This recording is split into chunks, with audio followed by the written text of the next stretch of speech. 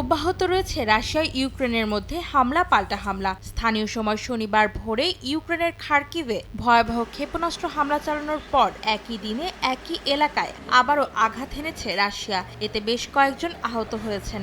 এছাড়াও আগুনে পুড়ে গেছে একটি বেসামরিক স্থাপনা। এদিকে মস্কো অধিকৃত ক্রিমিয়াকে লক্ষ্য করে কিয়েভের ছোড়া 4টি দূরপাল্লার ক্ষেপণাস্ত্র ধ্বংস করার দাবি করেছে রাশিয়া। ক্ষেপণাস্ত্রগুলো ওয়াশিংটনের আতাকামাস ক্ষেপণাস্ত্র ছিল বলে দাবি মস্কোর। রুশ প্রতিরক্ষা মন্ত্রণালয় বলছে শুক্রবার রাতে উৎক্ষেপণ করা ওই 4টি ক্ষেপণাস্ত্রই ধ্বংস করা হয়েছে। তবে কোনো ক্ষয়ক্ষতি হয়েছে কিনা তা এখনও প্রকাশ করা হয়নি।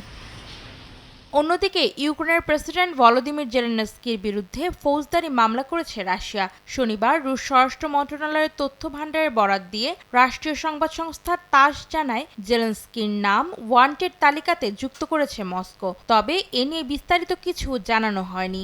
বিকাশে কম খরচে ক্যাশ আউটের লিমিট বেড়ে 50,000। প্রিয় এজেন্টও 2টা।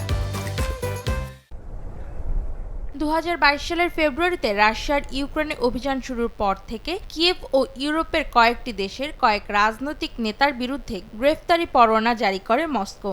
এর আগে রুশ পুলিশ বাহিনী, এস্তোনিয়ার প্রধানমন্ত্রী কাজা কাল্লাস, লিথুনিয়ার সংস্কৃতিমন্ত্রী সহ লাটভিয়ার সাবেক কয়েক সদস্যকে ওয়ান্টেড তালিকায় অন্তর্ভুক্ত করে। তাদের বিরুদ্ধে সোভিয়েত যুগের স্মৃতিস্তম্ভ ভেঙে ফেলার অভিযোগ আনা হয়।